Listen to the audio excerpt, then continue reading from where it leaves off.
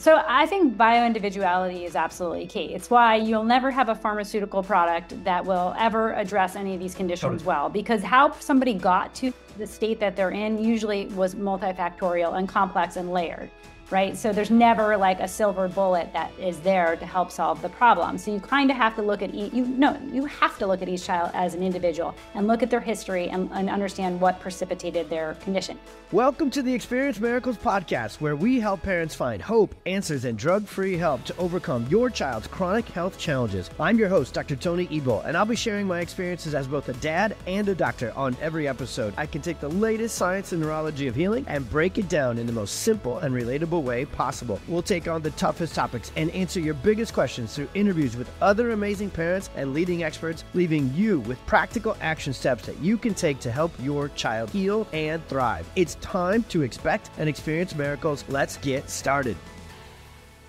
All right, parents. Oh man, I get excited every time we get to have a podcast episode and dig into this conversation about bringing you hope, answers, and drug-free help on your healing journey for your kiddos. But many years ago, I got to meet all the first meetings were virtual for years, right? Which is kind of how a lot of our relationships can happen in today's digital world. But I got to work with our amazing guest, Beth Lambert, here over the last many years through some just kind of crazy, but super cool connections from our website guy to other professionals. And so we definitely have been living and serving in the same circles for a long time. And now over the last couple of years have really been able to form a collaboration and a relationship that the two of us and our organizations are all focused on one thing, and that's you guys and your kiddos, and getting you the resources, getting you the awareness, getting you the action steps. What you're going to love about Beth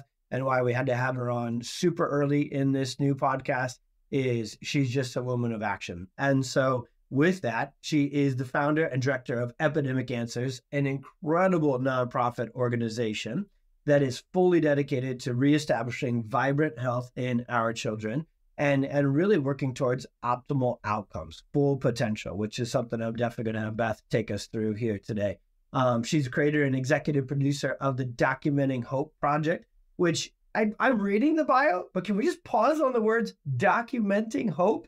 You will learn why it's called that today and what they are doing. And I've never heard a better name for an organization in my life. Pretty jealous, honestly. Okay. Documenting Hope is amazing, which is a multi-year research study and media project that examines the cumulative impact of environmental stressors on health. She is taking the bull by the horns. That's our favorite term, is raging bulls. We are synonymous in our wirings that way, by monitoring and documenting the escalating rates of childhood chronic conditions for over a decade. She's an author of 2 incredible books, and I'm judgy with my books because a lot of them are fluffy and don't have action, and hers, I'll say it again, are very action-oriented, and the mother of 3 amazing kiddos. So that's what's on paper, Beth, but I'm not done with your intro yet. In person, got to meet Beth at their incredible Documenting Hope conference last November in Orlando. We're going to talk to you parents about that. This is going to come out with plenty of time to get registered for the 2024 Documenting Hope conference. And I was able to be there and speak and share with other amazing presenters, including, so my favorite best story out of many is Dr. Mercola. If you're in the natural health world, you probably know that name, Dr. Joseph Mercola, who was speaking just before me that day as well. But he spent multiple hours of preparation in the sunshine, shirtless, and then he proceeded to do a presentation which told all of us in the room, we cannot eat any food, we cannot drink any water, and we cannot breathe the air. And that's what I wrote down anyways from his presentation. I've been in quite a few of those presentations over my journey in natural health. So I was joking with Beth about this afterwards, and I said, how are you feeling after that? And what are we going to eat tonight? And she said, well, someone's got to set the bar for the rest of us. And so that perspective you shared, Beth, is my favorite. And I'm going to segue it into our podcast episode. You guys, Beth and I have been in this work for a long time.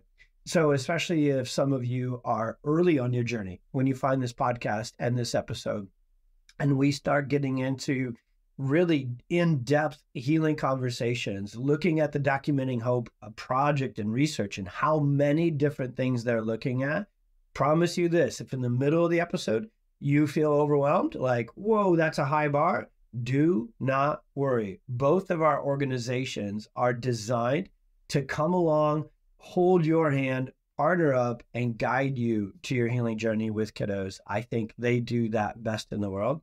And so that's why I'm excited to have you, Beth. So if you could, please take us back to those first, your healing journey with your kiddo, those first books, your own investigation, and your own personal story as a mom that then sparked incredible healing and then sparked all of this incredible work that you do. Let us in on the backstory here, my friend. All right. Be happy to take you through the story. It really started, I was in graduate school and had 2 children, 2 young kids, 3 and, 15, 18 months, something like that. And my oldest child started showing a lot of symptoms that were mysterious, and they're the kind of symptoms that I knocked on the door of a gastroenterologist, dermatologist, allergist, trying to get an understanding of what may be going on. There were no diagnoses. It was just a bag of symptoms.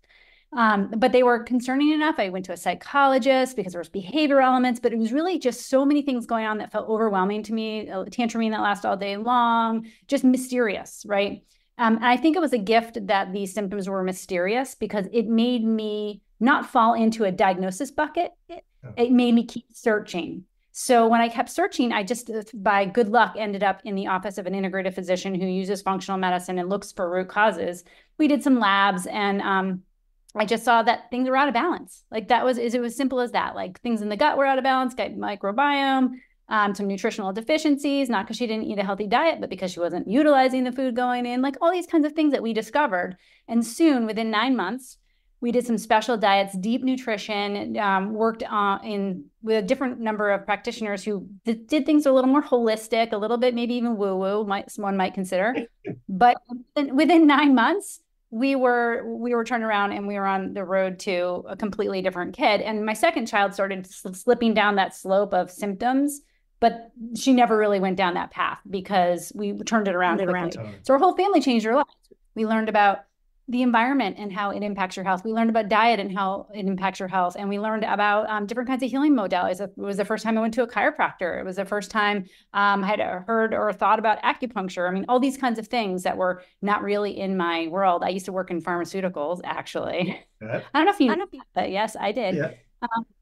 But it just sort of opened me up to what was possible. At the same time, while I was, going through that journey, and we had such incredible success in a relatively short period of time, I was just starting to notice all of my peers had kids with things going on. Like I would be in a baby play group and everybody's kids seemed to have reflux and everybody was on Prilosec or Prevacid, or like the diapers that people were changing were all just like explosive diarrhea all the time. And, then you start talking to the grandmothers and you're like, do babies have explosive diarrhea? Is that what's supposed to be going on?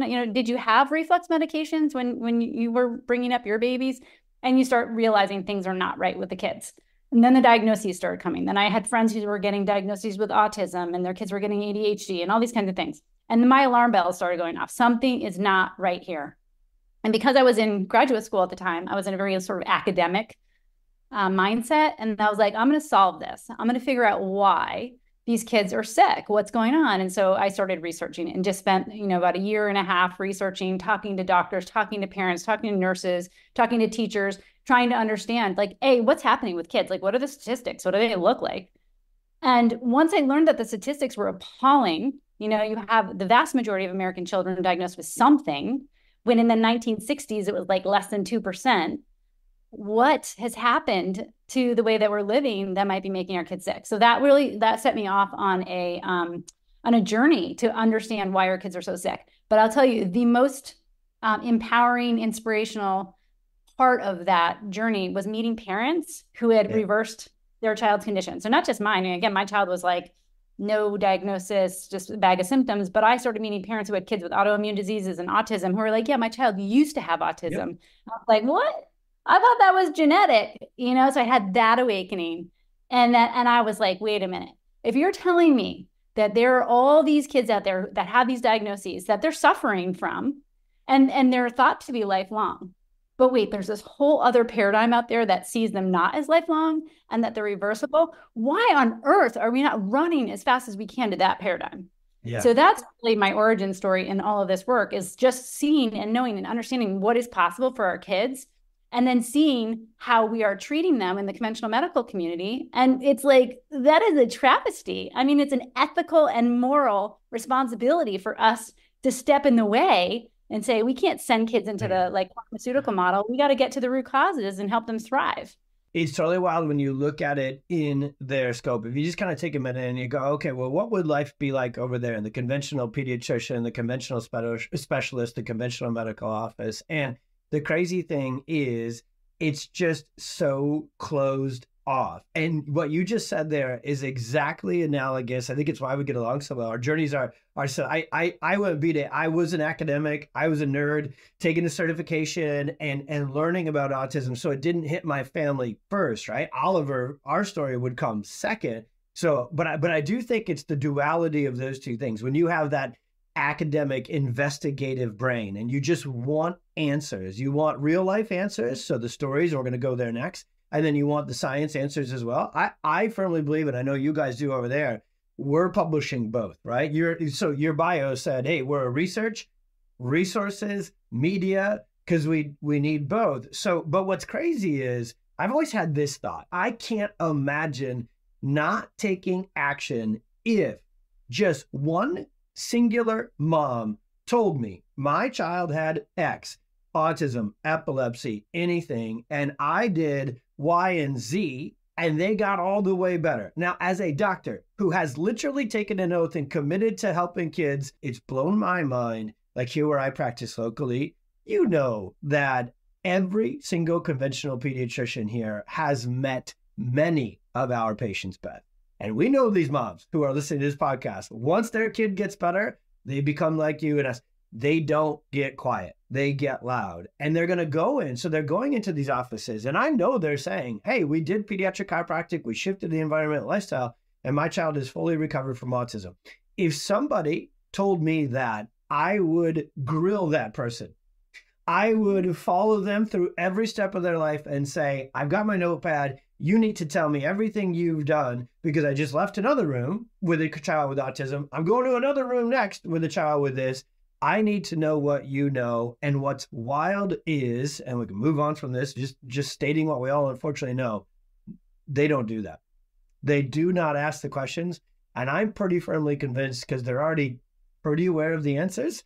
And so if they begin this journey with us, and many have, you have some incredible, we have to blanket statement on a podcast. Like that's why we're kind of saying conventional or general pediatrician versus a functional integrative, like the folks that are on our teams. So let's go to those stories. Let's start there. So PX Docs, we go hope, answers, and help. So we love to share stories, real life healing journeys, and then let that lead us into the science and the action steps. So what were those first reverse stories that you heard? Do you have a favorite? It's impossible to pick a favorite or two, or maybe ones you guys are working on now that you've recently published. What are some stories of full recoveries that just stick out in your mind and your heart? Tony, there are so many. There are hundreds of them. Yep. I mean, I've been documenting these stories. Again, that's the origin of the name, Documenting Hope. I've been documenting these stories for 15 years. And the stories, I mean, I tend to hear a lot of autism stories because the autism parents are incredible and they work hard and they get it done. And so there's a lot of those stories, which is actually surprising for the number of autism stories, of recovery stories that are out there, that it hasn't really permeated into the mainstream system as much as you would think it would have. But rheumatoid arthritis and life-threatening food allergies, all kinds of autoimmune conditions, asthma, like all these are the things that I've heard about over the years. I think the ones that I'm really drawn to are the ones where it wasn't overly complicated in terms of what the kids needed, but it was hard work for the parents. And that usually was around like diet and lifestyle modification. So like a couple of my favorite stories, we actually just released one, and you would have seen this at the conference, about a boy named Dominic, who was diagnosed with severe nonverbal autism. And his mother implemented a whole bunch of strategies, but her core and her focus was certainly diet and nutrition. And, she used the body ecology diet. There's a number of stories. I use the body ecology diet myself, but there's GAPS. She's the GAPS diet. She's the GAPS diet. I'm thinking of somebody else that did body ecology. GAPS diet, body ecology. There's all these different kinds of paths that you can follow in terms of diet. But at the end of the day, it's really about nutrient-dense food that your child's body wants and needs. And you have to sort of overcome some of the cravings that are there, the sugars and the processed foods that we're all so accustomed to that are part of our culture. There's another story we have. And I should have said that child is now fully recovered. Yeah.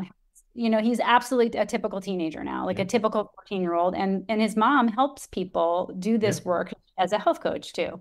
So, and that's one of the most inspiring things I see is that the parents who take purpose from pain, where they take this, difficult or trying thing that they went through with their child, and then they go out and they teach other parents to do it. Jackie, Tracy, everybody who works on our team, we haven't placed a job wanted ad for a care advocate and a support person on our team for years, because these moms come in, these hardworking boss lady, we're going to get this job done moms. They get it done. We get to help them be a key part of that.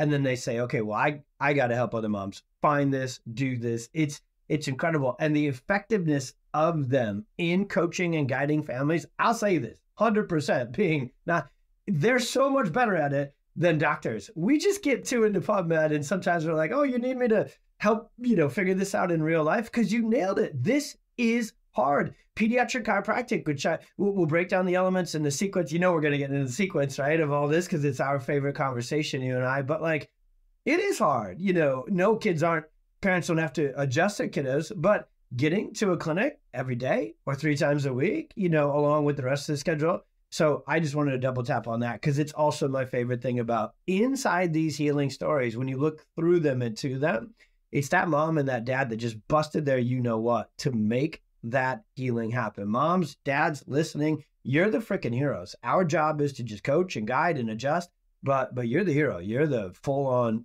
quarterback on that scenario. So when you look at those stories and you see them come to full potential, I'd love to kind of go a little bit granular from those for a second. So what I know you guys are seeing and now researching and will be publishing with both the CHIRP study and just the whole component of it is, because here's the frustrating part. So let's talk about this one. A lot of families get engaged. So we'll just stick with autism, right? Because I do think there's a big network and a big community that's like, we're going after this. As soon as you open up the hood, which we all do, to what's really causing autism, you do find multiple elements. It's rare that you're going to find a singular, oh, it's just genetic, or it's just toxins, or it's just stress on the nervous system. Now, there's a sequence to that. So parents, where I'm going with this is it can be overwhelming and confusing, because you're like, I'm at a conference, or I'm in this Facebook group, and I talked to this family, and once they went gluten-free, casein-free, got the nourishing foods in, and cleaned up the diet, that kiddo, boom, full healing. Well, the person sitting next to them did the same thing, same diet, same everything, and maybe more of a limited response. And you could go on down the list with, they did this and it worked great, but then the family next to them did this and it had a limited response. So what gives? Well, the science gives us the answer. And what I love that you guys are doing is you're providing these in-depth case histories. You take the word in-depth to an nth degree with the CHIRP study, right? And now, because you're doing in-depth case histories and an in-depth, and all your providers know to do an in-depth analysis and exam, like we do at PX Docs, now you can personalize the care for that kiddo, right? So I know with Dominic's story, his case history really led them to how, and his analysis and his labs really led them to say, okay, we know what we need to do here, because you provide that personalized and customized care. How important is that part, the individual assessment for each kiddo, which is hard for us to do on a podcast, but it's what we do day to day, right? Right. So I think bioindividuality is absolutely key. It's why you'll never have a pharmaceutical product that will ever address any of these conditions well, because how somebody got to the state that they're in usually was multifactorial and complex and layered, right? So there's never like a silver bullet that is there to help solve the problem. So you kind of have to look at you have to look at each child as an individual and look at their history and understand what precipitated their condition. Now, having said that, there are common things across the board that we see. There are patterns that are true for most children, especially, living in this country in this moment. And why is that? Because we live in a culture, and our culture does things that are common, across the culture. So like the food we eat, the fact that we use Wi-Fi and it's everywhere in our environment, the fact that there's toxins everywhere, those are things that are in common, right? So like I would say that if you want to address healing a child as a bio-individual, you start with the common things. Yep. You clean up the environment, get rid of as many toxins as possible, go as natural as possible. You clean up the diet, get it as clean as possible. So those are the things, again, that are common and anybody can do. And any child's going to have some benefit, even if it doesn't get them all the way to this state of magnificent health. They're going to benefit from those basic and common features.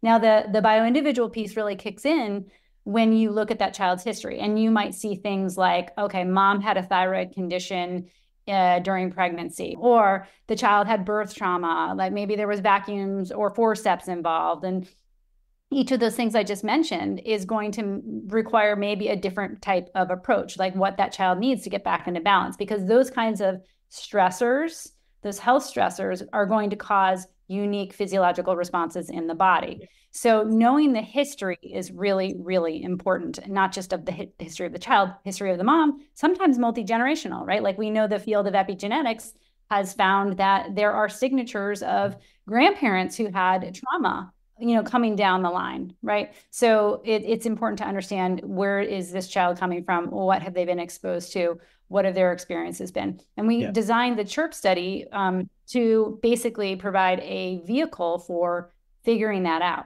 And we basically just asked parents who participate in the study to tell us everything about their medical history and their child's health history, and what they're doing now. What are they eating? What are they drinking? What are they exposed to? What do they do every day? How many hours are they on the iPad? What kind of toothpaste do they use? Like anything that might influence your child's health positively or negatively, we ask that question.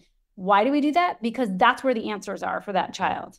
You'll know whether this child has vision issues, or they have auditory processing issues, or you'll know whether this child has a toxic overload that they have to address first. So every child's different, and bio-individuality is the key to getting that child to their place of vibrant health. So guys, you can now see, as Beth and I started to get to know each other and have these sort of conversations, because what we're talking about, first off, conventional doctors definitely don't do, but also when you move into this world, the work we're now in the thick of with this conversation, it's not easy. I'll tell you this, just as a neurologically focused pediatric chiropractor who is obsessed with personalized, custom tailored care plans for our kiddos, and found so the answers I found to put together this perfect storm and figure out what really is causing autism through all these cases.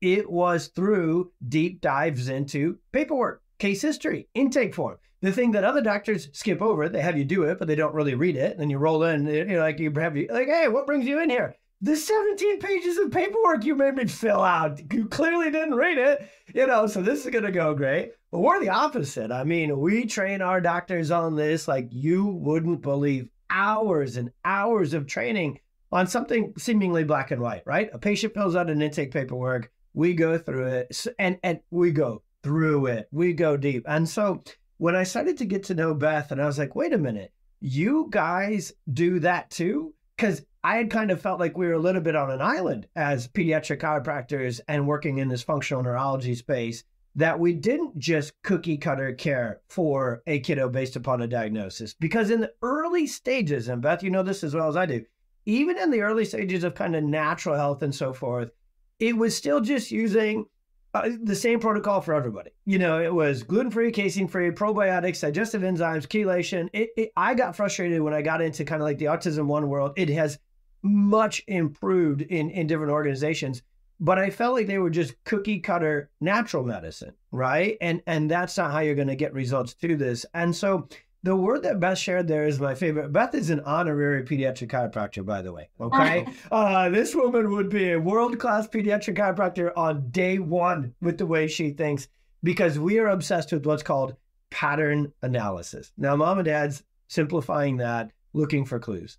CSI, putting the story together via story. And the better you are at pattern analysis, the more specific and custom tailored you can create a care plan. And we're very, very particular to use the word care versus treatment, because the way you help a child to find a cure is you don't go after the cure, you go after the cause. You address the root cause into that in every single way. And so what's amazing for you parents out there, when you get a provider like a PX doctor, they're going to take the time to go through an individual case history deep dive, like you've never seen a doctor do, for your child, and then a neurophysiological and functional analysis, so that we know the exact sequence and batting order with which where your family needs to focus. That way you don't feel overwhelmed. You don't feel like you have to do 144 things at once. And what I love about the Documenting Hope Project is that's exactly what they're doing on an individual scale. And then we're going to be able to put all this together, right, Beth? And you're going to be able to really prove those patterns. Like, hey, on a percentage, mathematical, statistically proven basis, birth trauma is a big deal. EMFs are a big deal. Antibiotics given before the first year of life, they're a big deal, so that we can more globally scale up on platforms like this and help parents with that batting order. So when you see that sequence, you knew this question was coming from me, right? Even if we hadn't put it on the sheet, you knew it was coming. When you see families go about their healing journey, I'm going to take you a different kind of frame here for a second. What are some of the most common places you see them get stuck? I don't at all. I don't, the word in my head that I don't mean to use is mistake. They're not making a mistake because you don't know until you go. But where do they get jammed up where it looks like on paper, on Facebook groups, they're taking the right things, but they'll hit a plateau or they'll hit a stuck point with their child's healing process? What are those kind of jam up points, and where would you direct them to get to more foundational levels of healing so that they can get optimal outcome? I know that's a nerdy question, but I think you're tracking with me. You're going to love it because it involves the nervous system. Yeah. So this was actually my own experience on my own healing journey. And I've seen it again and again and again with parents when they do reach a plateau often. That's a very common phenomenon. Like, for instance, you take the gluten in the casein out of a kid's diet and you see an improvement. Now you take the sugar out and then you see improvement. You see these like incremental improvements as you're working on all the things that you're learning about and you know you need to do. And then there comes a point where you see no change and you're like, but I'm still working and nothing's happening here. That's the plateau. For me, the plateau was somebody said to me, you need to work on yourself. Yeah. You need to regulate your own nervous system. Because when my kid was impacted, I was like, I am going to solve this. I'm going. And my adrenals were just like pumping because I was like, once I heard it was possible, nothing was going to stop me. I think the raging bull is a, appropriate kind of analogy there. And that isn't what your child needs at that moment necessarily. You might need that to get you started and get you motivated and inspired to move forward. But our children are so tightly locked into our nervous system. And if we are pumping cortisol and we are just in a state of stress, they're reading it. They're reading it in their bodies and their physiology. And what are we trying to do? We're trying to tamp that stress down, all kinds of stress, right? Toxic stress, emotional stress. So if mom's like, take your supplements. Yeah. That's not going to help. Get to sleep. Sleep is so important. That is so common and it's natural and it's forgivable. And it's because we love our children that we get to that place, right? Somebody said it to me though, as a parent, and I was like, oh my God, you're right. I really need to work on myself. So a lot of times it's like, if you feel like you're hitting that plateau, it might be just taking a moment to look internally. You could do your own labs, for instance, to find out what's going on physiologically with you. You could go for your own adjustment. You could go to acupuncture. You can do all these things to help yourself to build your own resilience and your own strength, because you're going to need that for your child. So so many parents feel that sense of like, I'm not spending a dime on myself because my kid needs it and they're sick. Yeah. But that may not be what needs to be done. You do need to work on yourself and get your own health and your own nervous system regulated before you can then, give what your child needs. I cannot thank you enough for taking us there, because that's not the easiest. You got to have lived there as a mom, right? to have the neurological adrenal exhaustion street cred to share that story, right? It's real life for so many of us. And I love that. We've always made this joke slash, it's kind of a unwritten procedure at PwC where the moment we read this, which we read this often, okay, we've got a kiddo coming in, locked into the perfect storm. Their nervous system is sympathetic dominant, vagus nerve is shut down. And usually for a lot of our chronic illness kids, their nervous system is so dysregulated, it's gone off what we call the sympathetic cliff, meaning it's exhausted. They're not just wound up anymore, they're worn out. Well, when that has occurred, when they're at that stage of their journey, you better believe mom and dad probably went off that cliff sooner, actually, right? Because this is a neuroplasticity conversation. Later on in life, we're also less resilient than our kids are. So that's a huge benefit to our kiddos and their healing journey, which we can go to next. And it's also just a massive reality that we need to face. So the unwritten procedure is like the airline companion pass. Every kiddo with autism and chronic illness that we take and we get started with, my hope, my dream, and our procedures, we lovingly, empathetically push hard to get mom adjusted early in the journey too. Because I've seen it again and again and again, Beth.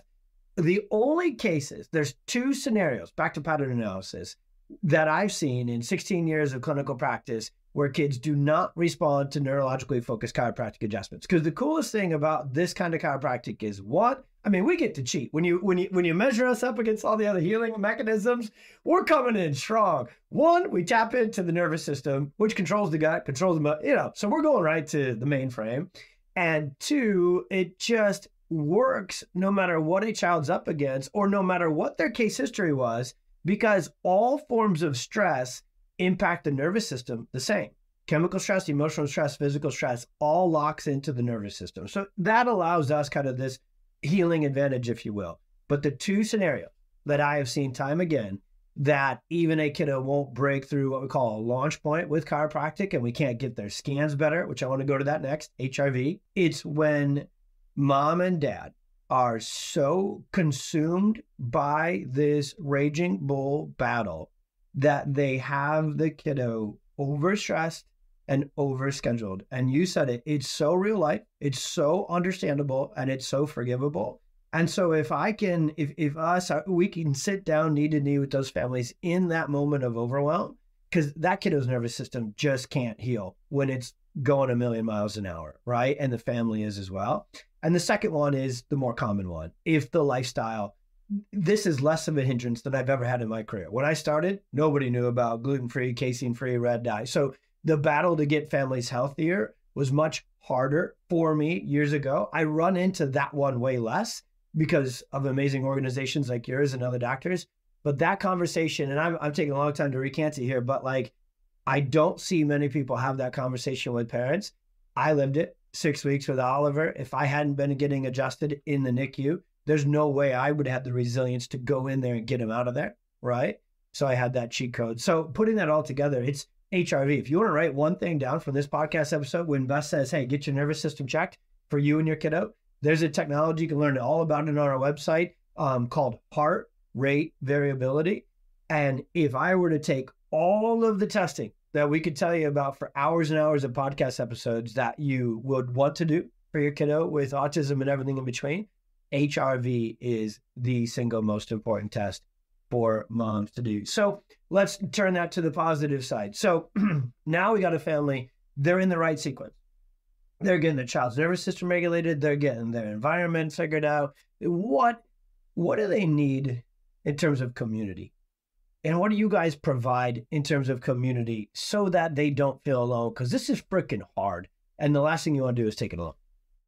Yeah. So this epidemic, and I call it an epidemic, people are always confused by that term, but it's an epidemic. Yep.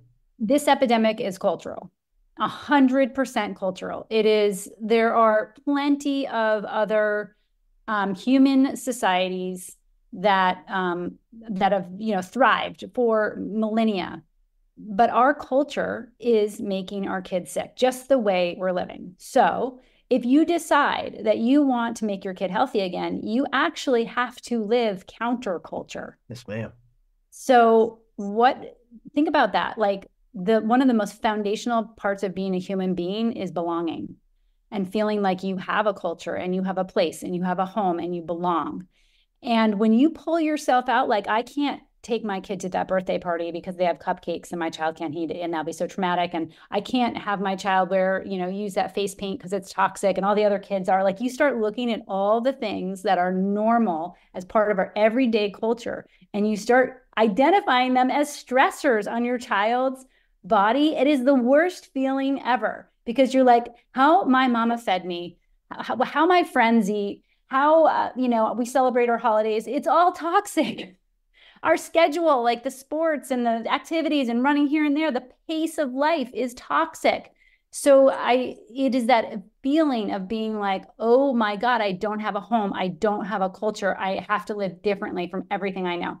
That is a tough feeling. But the minute you find one other mama or one other father out there who's also doing the same thing you're like, oh, I'm home. There are other people like me. And then guess what? It is so much easier to do a different diet, to live a more healthy lifestyle. And like you said, it's way easier today than it was even 10 or 15 years ago, because there's all kinds of influencers on social media that are like advocating natural lifestyles. Whereas before they'd be like, oh, you're so crunchy and that's so weird. Or, it's just a different time. But the single most important thing you can do if you're going to embark on this healing journey is find a community of people who are also in doing that. So we have a couple ways to connect with other members of your new community. Yes, we have an online membership community called Healing Together. We call it Healing Together because that's what we should be doing, right? This isn't healing alone in your closet by yourself. This is healing together. And this is an online private community that you can join and you can connect with other parents. We have a forum. We have health coaches that answer questions live. We have integrative physicians that answer questions live. Tons of resources about like, how do you make diet changes? How do you clean up your environment? All those kinds of resources are in that community. But more importantly, you get to connect with other parents and live. And then what was really great is this past year, we launched for the first time ever our conference and our Healing Together community. And so what was really wonderful is we had some parents from the Healing Together community that went also into the conference, and the hugs and the, totally. I to see you, and just they were able to connect in person. So our conference is another really wonderful place to meet people. And I'll tell you the super exciting part about that, talking about community. I have a neighbor, I talk about her all the time. She's one of my best friends here. She's got a child with type 1 diabetes. And this was new and it sort of suddenly cropped up, and she knew me and the work I did and before her son had this. And then when he got diagnosed, she's like, I'm going to heal him. That's it. And type 1, as you may know, that I have collected lots of stories. Yep. Type 1, I've only collected adults that have reversed type 1. Very challenging for a variety of reasons to reverse this condition, but it's an autoimmune condition. So why can't it be reversed? So this mom was like, I'm going to do that. I'm going to reverse type 1 in my son. So she goes to our conference, finds a bunch of other moms there who have kids maybe with some other conditions, but also have type 1 kids. And they all started getting together and they're like, who's talking about healing type 1? No one? All right, let's do it. So now they have a community that they're building of all these parents that are now using all the same principles that have been used to heal these kids with autism, which is essentially autoimmune. Yes, and arthritis and all these other things. And now they're like learning from these other parents about how to apply this for type 1 kids. I think the type 1 community has been left behind because everyone is terrified of messing with it. Because a child can go into a coma, a child can die if that's not managed properly. Yeah. But you can heal and support the body no matter what the condition. Now these parents are working together and sharing resources and, sharing doctors and different kinds of approaches. And like, how amazing is that? Whereas before they would have been on an island by themselves thinking they were crazy. These are my favorite ones because I think so supporting moms and making sure you're getting adjusted, you're healing, that's not a conversation very many people have at all. And very few people bring up this community and healing together conversation. I am, you might have to go back and check the email stats. I might have been the first person to email Beth when the email came that the Healing Together community launched.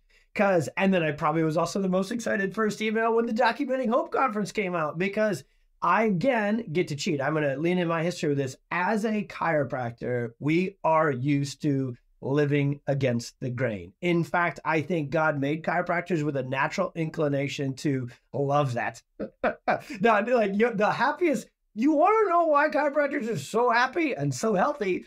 Because it's pretty good over here in counterculture, okay? It's unbelievable how much your nervous system regulates your health and just all the principles you learn, how much we support each other. Chiropractic has always been kind of this smaller group of healthcare. You know, we serve 5 to 10% of the population. The craziest thing about chiropractic is 9 out of 10 people don't go, right, regularly, because chiropractic has done a horrendous job of branding, communicating, and so forth, and been, you know, illegally, there's lawsuits about this, you can look up to what the medical profession did. But if you flip that, where I'm going with this is, but if you talk to 10 people who do go to a chiropractor, 9.9 of them love them and will never leave them. They feel like this is my life. This is where I belong. I had a mentor who, this statement to me early in my career has everything to our practice and my purpose and what we're now building with PX Docs. He said, you know, I want you to write this down and remember this forever. When you go to build a practice, you know, you got all the clinical stuff. Then you get, unfortunately and unfortunately, right? You got to deal with all the business stuff. So you're going to be tracking these numbers over here, over there. He said, you have one job and you need to do this. You need to build a community within your community, meaning people need to feel like they belong to your practice. Moms who have those concerns that have been dismissed need to have them heard in your practice. Moms who don't have those answers, the doctors and the Google searches haven't provided them yet, you need to provide them those answers. And then what we've chosen to do very actively on a brick and mortar local scale is connect moms together. We have our Perfect Storm workshops. We have our Raising Healthy Kids workshops. Every month we have wellness events. Most of our moms, and we actually really encourage it with the young ones when they have little babies, we're like, why don't you, after your adjustment's done, we don't have a waiting room. We call it the community room. Why don't you just go out there? Be in no hurry. Just go hang for an hour and let some veteran moms come link up with you. Let some veteran dads come link. People will schedule play dates at our office, but we have great snacks too. So and coffee, you know, it's a fairly good move to schedule a play date around your appointments. But I'll be done with this.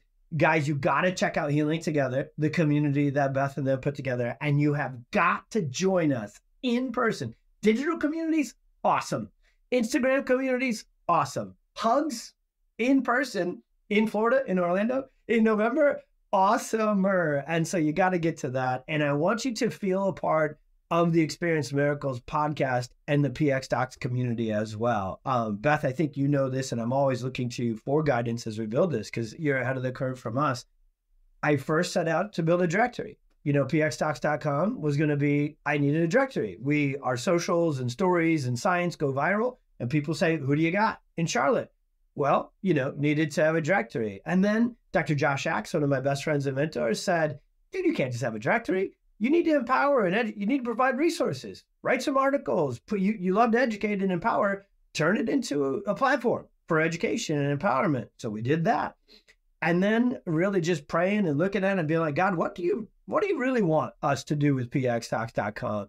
And really over this last 12 to 18 months, the podcast being a big part of this, we're building a community. We're going to connect, you know, we're going to build a community around this neurologically based healing that listens to moms, lets them know they belong here, lets them know they're heard, and then gets them the answers and the drug-free action steps. And we're going to build a big old community with you guys, because to me, PX Docs, Documenting Hope, they're all one.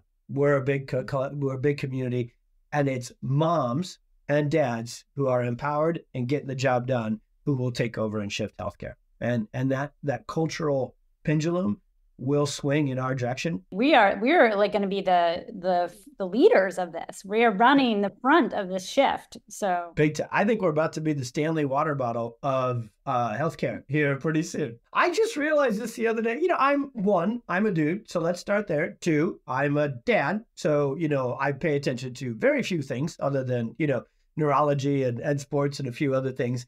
I grew up on a farm, like a real actual, not an Instagram farm, okay? Not like where you wear Carhartt for the photos with your 2 chickens, like an actual farm, And my dad had a Stanley thermos that he took ever. And I didn't even ever knew it was a brand because my dad never gave any craps about it, right? To that. But anyways, okay. This podcast is not sponsored. One day, if we have a PX Docs and Documenting Hope branded Stanley water bottle for you at the conference, you'll know we've made it. If they're still around, I agree with you though. If they're still around, we'll see. We will be for sure. All right. So last questions for you, my friend. We've mentioned them, but the research studies. So there is a lot of organizations here, Beth, who provide resources and webinars and education and so forth. I have met very few who have put the investment and gathered the team. You have some of the best doctors and professionals in the world on your team. So can you give us just the nuts and bolts of each of the research studies again? And then please give them the website and information where they can go learn about them and get involved in the research, because that's what's going to change the game. Sure. So all of this information can be found on documentinghope.com. We have 2 IRB approved research studies. One is the CHIRP study, which I mentioned, which is the most comprehensive environmental health survey that I know that exists. It takes the average parent a couple hours to fill it out. We are in the process of moving it to a new platform. So that will be launching again this spring. So it's on hold right now. We've had over 2,000 parents enroll, 500 completed surveys, and a bunch of partial data in there as well. So that one's so interesting, where we're learning, as we were talking about, like, what are the biggest stressors? The biggest factor, the biggest takeaway that we've learned so far is that total load, which also you refer to as perfect storm, and I've used that a lot as well. It's a real thing, meaning like kids who have more stressors, their load is greater, they have worse health outcomes. That is the clearest thing we're seeing in that data so far. So that's the CHIRP study. And any parent can participate who has a child between the ages of 1 and 15. So if you go to documentinghope.com and you just get on our email list, scroll down to the bottom, get on our email list, we'll let you know when that opens again. And it's really valuable to participate, because you don't just get to help us, pursue this science and get more information. You actually get a personalized report. And that personalized report highlights all of the things that are stressors in your child's life. So let's say, we have some questions about a moldy basement. We would highlight your moldy basement as a stressor, because that's actually an immune stressor for your child. And let's say you put in something about your child getting manicures every week. That's a stressor, and we're going to highlight it. So those are the kinds of things that you'll get out of participating in the CHIRP study, and so much more. And then our second study is the FLIGHT study, and these are acronyms.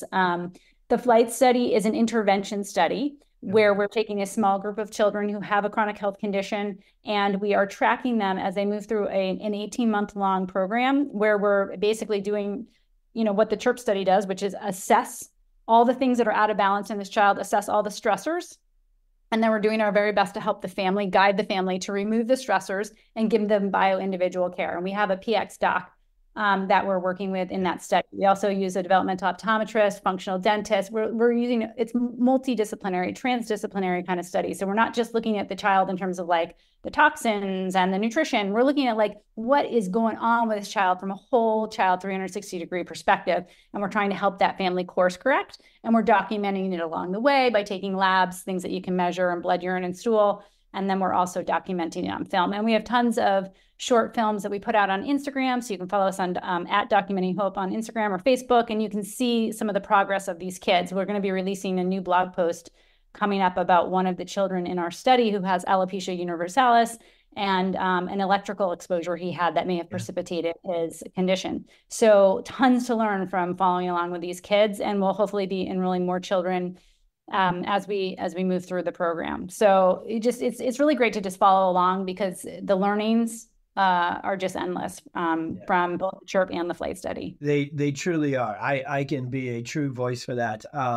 Few people probably out there have spent as much time, as many years and hours studying this stuff, right? I've been to all the conferences and read all the books, listened to all the podcasts, and as they were presenting the data, as Beth knows, I was literally taking furious amounts of notes. I immediately had them come on and share it with our tribe and get to, because I just haven't seen anybody find it with this much clarity and that bio-individuality that we spoke about earlier.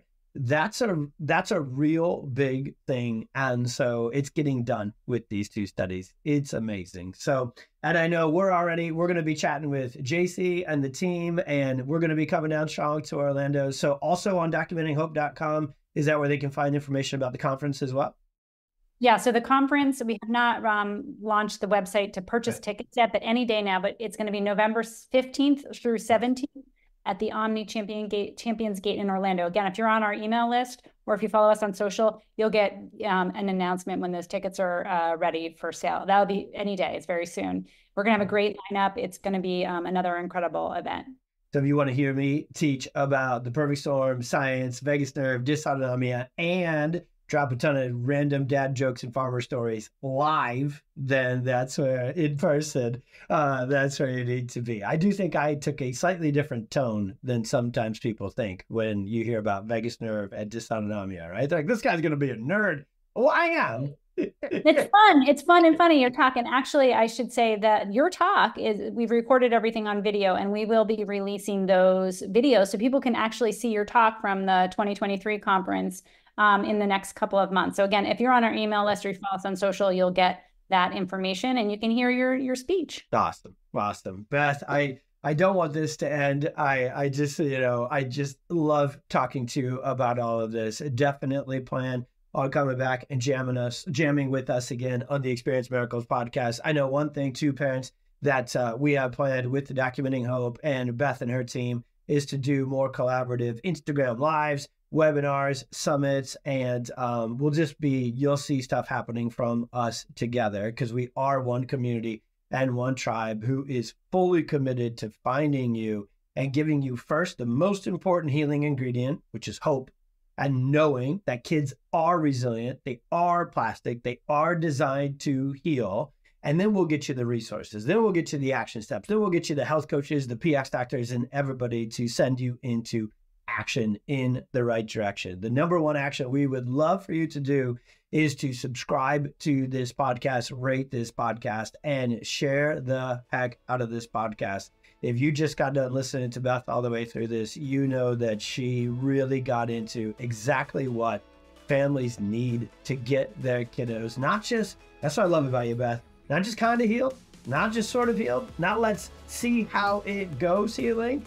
Let's get this job done, right? And go for optimal outcomes and full potential, because that's what you guys deserve for your kiddos. So please share the heck out of this podcast episode, drop it into those Facebook groups, share it on your Instagram stories, wherever other moms and dads are who you know are searching for hope, answers, and help. Get them the Experience Miracles podcast. Get them connected to Documenting Hope and Beth and her organization. All the information will be in the show notes and on the site with that, and in our emails and our newsletters. Make sure you're on that. So, Beth, we love you. Talk again soon. Thank you so very much.